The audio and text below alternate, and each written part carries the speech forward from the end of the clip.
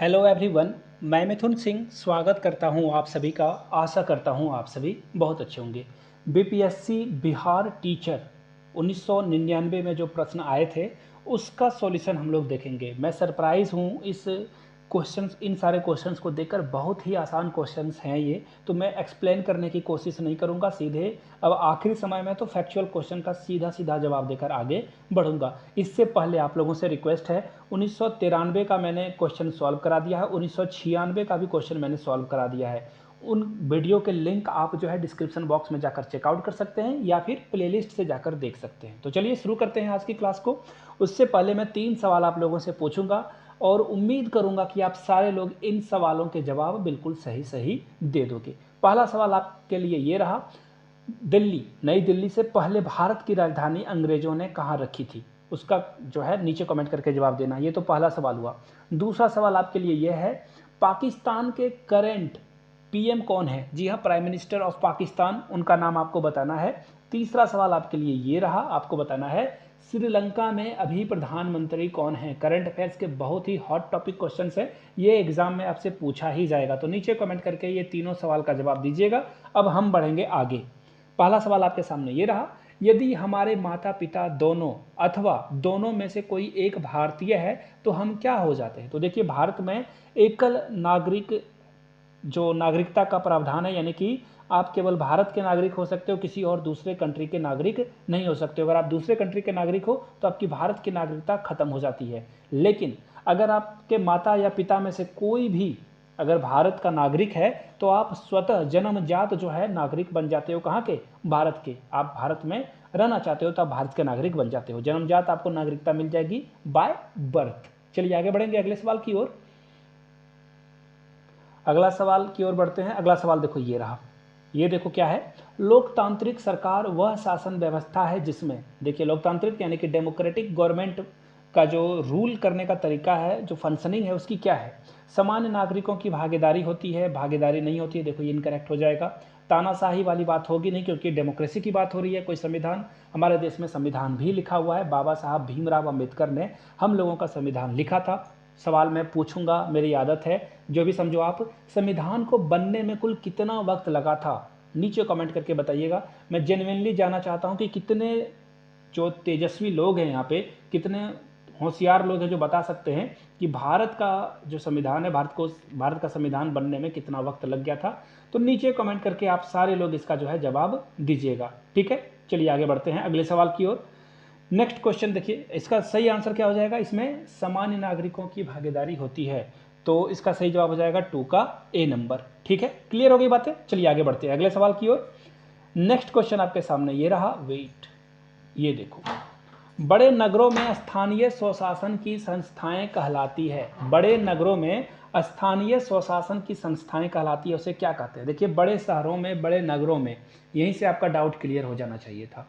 आपके गांव में ग्राम पंचायत है, जहां पे मुखिया, सरपंच वगैरह का चुनाव होता है। ग्राम पंचायत, वार्ड का चुनाव होता है, वार्ड परिषद का चुनाव होता है। लेकिन बड़े शहरों में यही जो है, ये क्या हो जाएगा? नगर पालिका बन जाएगी। ये क्या बन जाएगी? नगर पालिका। देखो, मुंबई में भी नगर पालिका है, दिल्ली में भी नगर पालिका है, एंड सो ऑन। तो सही आंसर क्या हो जाएगा आपका? 3 का 1। चलिए आगे बढ़ेंगे अगले सवाल की ओर। पंचायत समिति के प्रशासन का प्रबंध एक सरकारी अधिकारी करता है, जिसे क्या कहते हैं? देखिए, मैं ना सचमुच में जानना चाहता हूं। मैं अभी 50 सवाल कराऊंगा और अगले पार्ट में 50 सवाल कराऊंगा। नीचे कमेंट करके आप लोग बताना ना कि इस 50 में कितने सही जवाब आप खुद से जानते थे। तो 50 में ईमानदारी से लिखना, क्योंकि कोई तो 50 में 50 भी बोल सकता है। तो नीचे कमेंट करके ना 50 में से आपके जितने भी सही जवाब हुए ईमानदारी से लिख देना। चलिए आगे बढ़ते हैं अगले सवाल की ओर।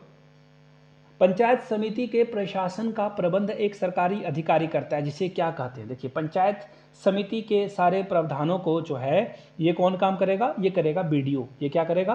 प्रखंड विकास अधिकारी। बीडीओ के नाम से ये मशहूर है। झारखंड, बिहार दोनों में बीडीओ के नाम से आप इसे समझ सकते हो। भारतीय संविधान के जनक कौन है? अब भी मैंने आपको थोड़ी देर पहले बताया, बाबा साहब भीमराव अंबेडकर जो हैं भारतीय संविधान के जनक हैं। याद रखिएगा। अस्थाई समिति के जो सदस्य थे उनका नाम था डॉक्टर राजेंद्र प्रसाद। ठीक है, चलिए आगे बढ़ेंगे अगले सवाल की ओर। नेक्स्ट क्वेश्चन आपके सामने ये रहा, सर सैयद अहमद खां संस्थापक थे। किसके संस्थापक थे? अलीगढ़ मुस्लिम विश्वविद्यालय के, बनारस। देखिए, बनारस के तो जो संस्थापक थे जिनका नाम है मदन मोहन मालवीय, और इनको BHU शॉर्ट फॉर्म में से BHU वो भी बोला जाता है।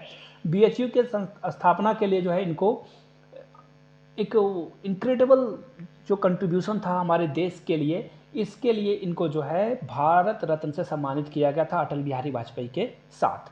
तो सही जवाब क्या हो जाएगा? ऑप्शन नंबर 2 बनारस हिंदू विश्वविद्यालय। लेकिन वेट, ये तो था मदन मोहन मालवीय के लिए, लेकिन सर अहमद खां जो है सर सैयद अहमद खां, इन्होंने जो है स्थापना करी थी अलीगढ़ मुस्लिम लीग की। तो 6 का जवाब क्या हो जाएगा?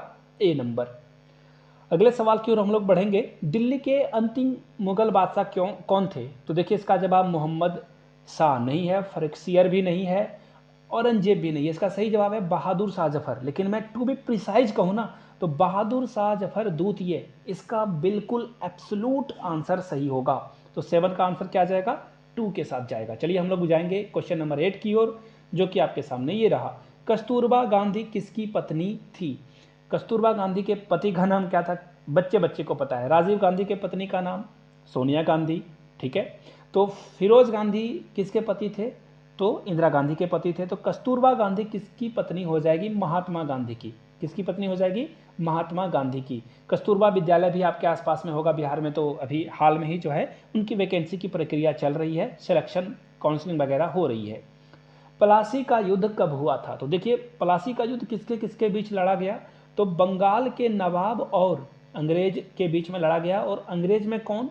तो भैया लॉर्ड क्लाइव के बीच लड़ा गया था। नवाब, बंगाल के नवाब का नाम सिराजुद्दौला और रॉबर्ट क्लाइव के द्वारा लड़ा गया था। रॉबर्ट क्लाइव नहीं, लॉर्ड क्लाइव के बीच में कब लड़ा गया था, यह सवाल आपसे पूछा गया है। तो इसका सही जवाब होगा 1757, ऑप्शन है सी नंबर। 3 नंबर इसका सही जवाब है। लॉर्ड क्लाइव और सिराजुद्दौला के बीच में 1757 में यह युद्ध लड़ा गया। भारत को स्वतंत्रता प्राप्त हुई थी। देखो इससे इजी सवाल बच्चे को पता है, 15 अगस्त 1947। अगर क्वेश्चन पूछ दे पाकिस्तान को स्वतंत्रता कब प्राप्त हुई थी, तो वो एक दिन पहले ही आज़ाद हो गया था, 14 अगस्त को। ठीक है, चलिए आगे बढ़ेंगे।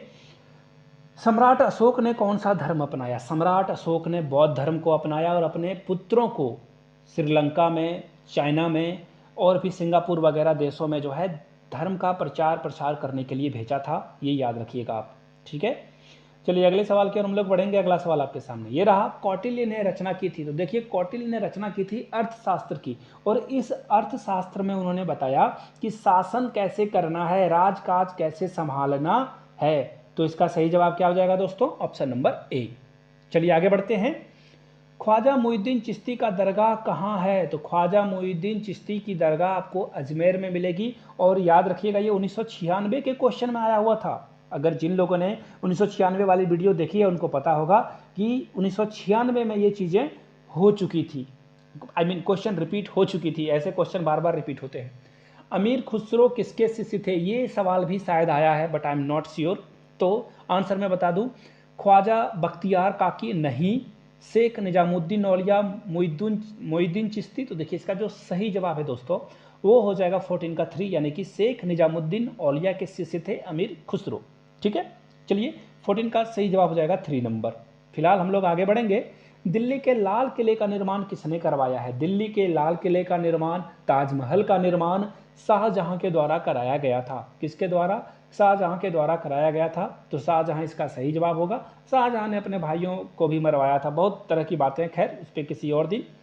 भारतीय संविधान ने भारतीय नागरिकों को कितने मौलिक अधिकार प्रदान किए हैं? तो देखिए कुल कितने मौलिक अधिकार प्रदान किए गए? तो इसका सही जवाब हो जाएगा 6। हम लोगों के पास कितने मौलिक अधिकार हैं? 6। और ये क्वेश्चन पूछा जा सकता है मौलिक अधिकार संविधान के किस भाग में वर्णित है? तो याद रखिएगा भाग 3 में। किस में? भाग 3 में।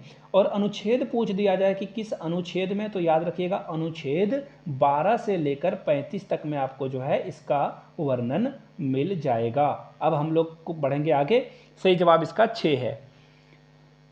14 वर्ष से कम आयु के बहुत से गरीब बच्चे पटाखे बनाने वाले कारखानों में काम करते हैं। ठीक है, यहाँ तक समझ गए आप। इन कारखानों में बच्चों को काम देने से किस मौलिक अधिकार का उल्लंघन होता है? बहुत ही अच्छा सा सवाल है। तो देखिए समानता का अधिकार वाली बात है नहीं, स्वतंत्रता का भी अधिकार नहीं, गुलाम बनाकर नहीं रखा जा रहा है, काम करवाया जा रहा है। संस्कृति और शिक्षा का अधिकार नहीं, इसका सही जवाब हो जाएगा शोषण के विरुद्ध अधिकार। देखिए अगर आप 16 साल से कम के हो तो आपको काम करने की ज़रूरत नहीं है, 17 साल के भी हो तो भी काम करने की ज़रूरत नहीं है, 18 साल के बाद आप जो है हर तरह के कारखाने में काम कर सकते हो। तो ये क्या है, शोषण के खिलाफ अधिकार है। आई होप कि आपको सारी बातें क्लियर, क्रिस्टल क्लियर समझ में आ रही होगी। चलिए आगे बढ़ेंगे। लोकसभा का कार्यकाल कितना है, बहुत ही आसान सा सवाल है, ये 5 साल का कार्यकाल होता है, लेकिन राज्यसभा का पूछ लिया जाए तो आपको राज्यसभा के लिए 6 ईयर बताना है। कितना बताना है, 6 ईयर। चलिए आगे बढ़ते हैं। और हाँ, लोकसभा में 545 सदस्य चुने जाते हैं एज ऑफ नाउ और 245 राज्यसभा में। चलिए आगे बढ़ते हैं अगले सवाल की ओर। राष्ट्रीय जनता दल के नेता कौन है, बहुत ही इररिलेवेंट, ये उस समय का करंट अफेयर्स है। अभी राष्ट्रीय जनता दल के अध्यक्ष कौन है, नीचे कमेंट करके बताइएगा। आरजेडी के अध्यक्ष कौन है, ठीक है, लालटेन छाप की बात कर रहा हूं मैं।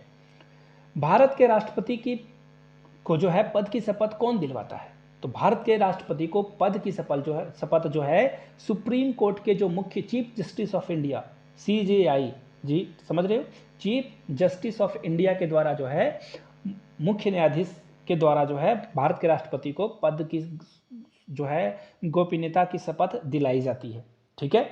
चलिए आगे बढ़ेंगे अगले सवाल की ओर। नेक्स्ट सवाल आपके सामने ये रहा, जनसंख्या के संदर्भ में भारत का विश्व में कौन सा स्थान है, तो जनसंख्या के संदर्भ में भारत का विश्व में पहला स्थान है एज ऑफ नाउ। अभी हम लोगों की कुल जनसंख्या 142.86 करोड़ हो चुकी है, ठीक है। चलिए नेक्स्ट क्वेश्चन की ओर हम लोग बढ़ते हैं। अगला सवाल आपके सामने ये रहा, पूंजीवादी अर्थव्यवस्था में क्या होता है, तो देखिए पूंजीवादी अर्थव्यवस्था को खुला छोड़ दिया जाता है, जहां पे मार्केट डिसाइड करेगा कि कैसी नीतियां चलेगी और कैसी नीतियां नहीं चलेगी। कौन सा ऑप्शन है, तो देखिए इनमें से कोई भी जो है अर्थव्यवस्था को नियंत्रित नहीं करता है, बाजार जो है खुद से चीज़ों को जो है देख लेता है। तो 22 का जो सही जवाब होगा वो होगा 4। भारत में अधिकांश अदृश्य बेरोजगारी पाई जाती है, कहाँ पे, तो देखिए ये है इसका जवाब कृषि में। अदृश्य मतलब कुछ समय के लिए काम आपको मिलेगा, उसके बाद जो है काम करने का मौका आपके हाथ से चला जाता है। तो सही जवाब क्या हो जाएगा, 23 का 1। आगे बढ़ेंगे, वर्तमान पंचवर्षीय योजना कौन सी है, तो वर्तमान में अभी जो है कौन सी पंचवर्षीय योजना चल रही है, ये करंट अफेयर्स का सवाल था, अभी भी पूछा जा सकता है। नीचे कमेंट करके आप लोग बताना वर्तमान में कौन सी पंचवर्षीय योजना चल रही है, मैंने आप लोगों के लिए छोड़ा। निम्नांकित फसलों में से कौन सी फसल नकदी फसल के रूप में जानी जाती है, तो देखिए गन्ना भी एक नकदी फसल है, जहां से आप इसे बेच करके जो है तुरंत पैसे कमा सकते हो। तो फिलहाल के लिए जो है अभी के लिए नकदी फसल कौन सा है, यहाँ पे सही जवाब हो जाएगा कपास। कपास बेचकर जो है ये नकदी फसल माना जाता है इसे। चलिए हम लोग बढ़ेंगे आगे और अगला सवाल आपके सामने ये रहा, भारत द्वारा सबसे अधिक विदेशी मुद्रा किस पदार्थ के, देखिए एक्चुअली सीधा सीधा बात है कि हम लोग विदेश में जो है बहुत पैसा खर्च करके इस सामान को खरीदते हैं, उसका नाम बताना है। क्या हम लोग डिफेंस इक्विपमेंट, या फिर मशीन वगैरह खरीद कर, या फिर फर्टिलाइजर यानी कि उर्वरक खरीद कर, या फिर पेट्रोलियम, तो इसका सही जवाब है पेट्रोलियम। सबसे ज़्यादा पैसा अभी भी हम लोग जो है पेट्रोलियम पे खर्च कर रहे हैं, सबसे ज़्यादा पैसा कहाँ जा रहा है हम लोगों का, पेट्रोलियम पे। और ये बहुत ही दिक्कत वाली बात है, बहुत सारा पैसा हम लोगों का यहाँ पे चला जा रहा है, जिस वजह से हम लोगों को जो डॉलर जमा करते हैं वो सारा पैसा पेट्रोल में चला जाता है, सारा तो नहीं बट मोस्ट ऑफ।